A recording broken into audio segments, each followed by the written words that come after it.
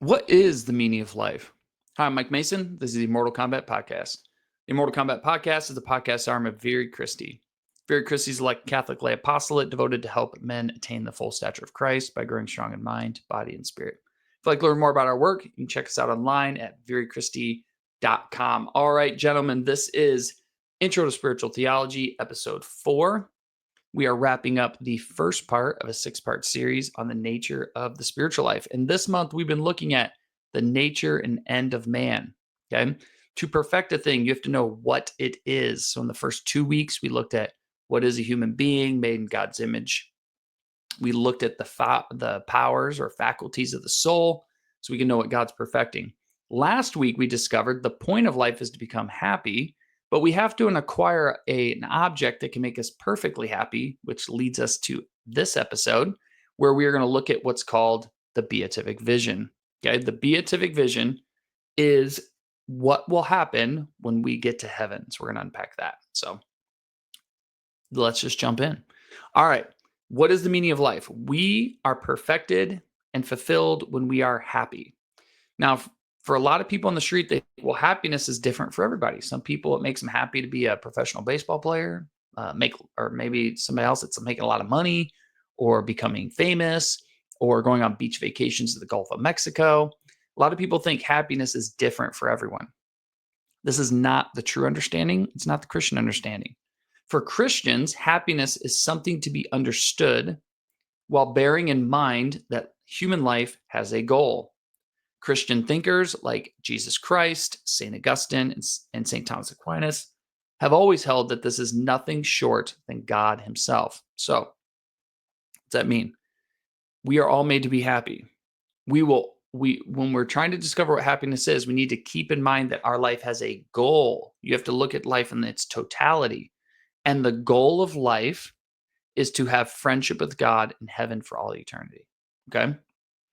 In the Catechism of the Catholic Church, it says, the desire for God is written on the human heart because man is created by God and for God, and God never ceases to draw him to himself. Jesus in John 10:10 says, I have come that they may have life and have it to the full.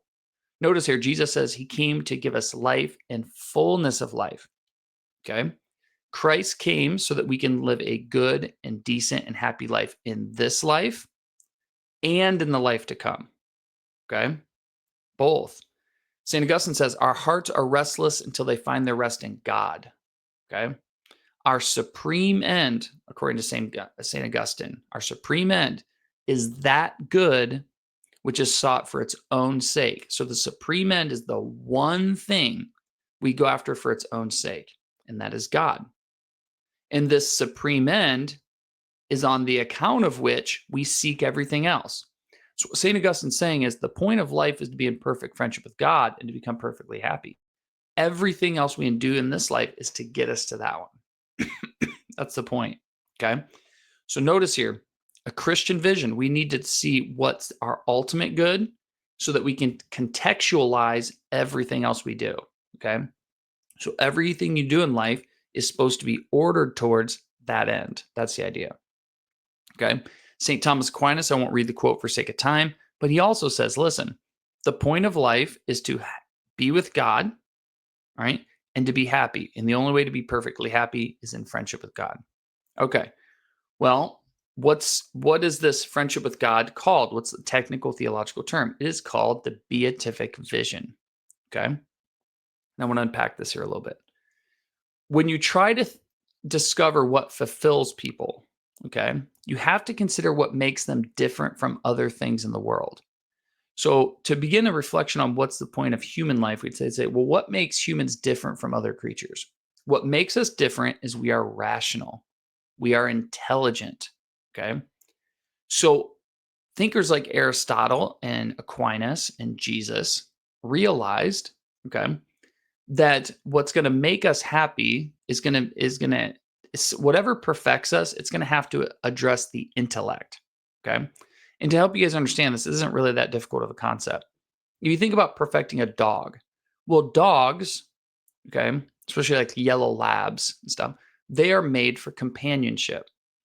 So to perfect them, you would perfect that ability of companionship that you have within them. Okay. A horse, right? What makes horses unique and useful is they can be ridden, right? So when you're perfecting a horse, you keep that in mind. Okay. Well, a human, we have a power of intellectual ability. So it makes sense that that's our highest and best perfection. So a great dog is a good companion. A great horse can be ridden fast and for long distances. And a great human perfects the intellect. It's a vision that comes to the intellect. Okay. That's what the beatific vision is. So in heaven, what's going to happen is God's going to reveal who he is directly to our minds. We are going to contemplate, which is our highest activity. We're going to contemplate God himself. So it's called a vision because we get a vision of God. Now, the vision here is not a physical one. You don't see him with your eyeballs. Okay. It's where God reveals himself to your mind. So it's an intellectual vision. And the reason why it's called beatific, because when you get this vision, it overflows. So you see it with your mind, it overflows into your will and your body and makes you perfectly happy. That's why it's called beatific vision. Okay. Because the vision of God beatifies you or makes you happy. All right. And this will not disappoint. Okay. Reginald Gallagher-Lagrange, in his book Life Everlasting, said this about the beatific vision. He said, the saints in heaven, seeing God face to face, love him above all things because they see with the most perfect evidence that God is better than all the creatures combined. This love will never pass away. The love of God in heaven is nothing but the perfect act of charity, whereby the soul, without cessation, loves God more than it loves itself and enters into a state of uninterrupted ecstasy. Okay. Furthermore, listen to this. In the fatherland, we shall see infinite goodness as he is in himself. We cannot find in him the least aspect which can displease, nothing to drive us away. Our eternal act of love will never suffer the least shadow of weariness. Infinite goodness fills so perfectly our capacity of love that it attracts us irresistibly more than any ecstasy that can be had on earth. Okay. Guys, when we do things in this world, we're pursuing goods that are finite.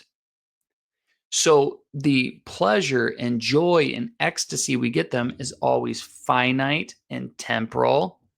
Um, and it always goes away. Okay. It's limited. So you might enjoy the steak dinner, then you're going to get hungry again. You enjoy the bowl of ice cream, but you're going to want more of it. Nothing in this life completely fulfills us. God is not a finite, temporal, limited good. He is an infinite, eternal good. So when you see him, when you get him, you become perfectly and totally happy, overflowing with happiness, not just for a moment, for all eternity, because he is eternal. That's the idea. Okay. So, gentlemen, what I want to encourage you with here is that when you get to heaven, you will become, in a moment, snap of a finger, you will become perfectly happy for all eternity. Okay. Now, since this is the case, what should we do on this side of heaven? Well, there's 3 moments in life that stand out that I want to raise your attention to. First, your baptism was the most important moment of your life. If you are not baptized, you need to consider it. Okay. Baptism breaks the bond that original sin has over us. It causes us to become welcomed into God's family and come into friendship with God. Okay. We go from death to life. Your baptism is the most important moment because it's the first step in your step towards God and eternity. Second, men, reconciliation. If we commit grave sins, we need to get back and right with God. You have to get your butt in the confessional booth. Reconciliation is the second most important moment of our lives. And you can go back to that as often as you need to. You gentlemen should be going to confession once every 2 weeks or once a month. Either one of those is fine. You can't be doing this 4 or 5 month thing. Okay.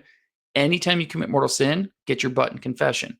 Let's say you're doing pretty well in the spiritual life. You're not perfect, but you're doing well. Still get in there once a month. I put it on my calendar. Once a month, I'm in the confessional booth.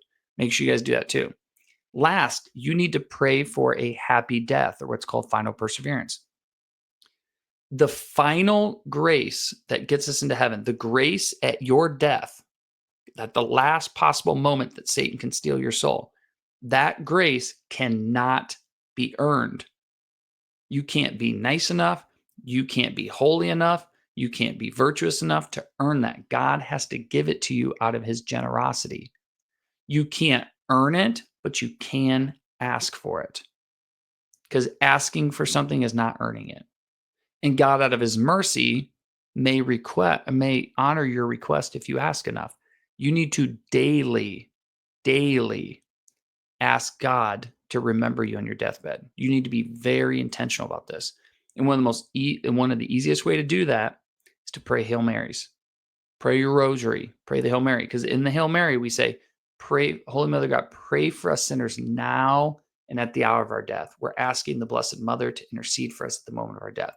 So if you can pray a whole rosary every day, 53 Hail Marys, 53 requests for a happy death. If maybe you're having a hard time getting that much discipline down, then just get a few in. Start somewhere and get growing. But we got to ask for that happy death. Okay. And then the last thing, those are the three big moments. Last thing, guys, the love we will experience in heaven corresponds to the intensity of the merits we earn on this life. What does that mean?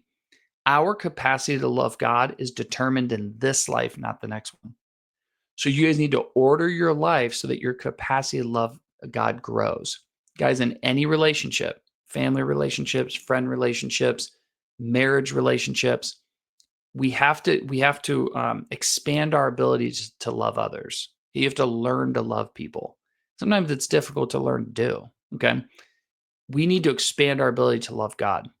So you guys need to keep the rule, keep practicing our rule, because our rule, those morning prayers, afternoon prayers, evening prayers, working out, doing mortification, studying your faith, that's going to increase your capacity to love God so that the pleasures you derive in heaven are more intense and more beautiful. So, all right, we are butting up against the 12-minute mark, so I'm going to stop there.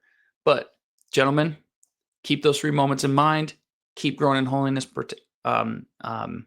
Keep preparing for eternity, right? Practicing the rule, and pray daily for that final perseverance. So we'll wrap up there. God bless you, fellas. See you next time.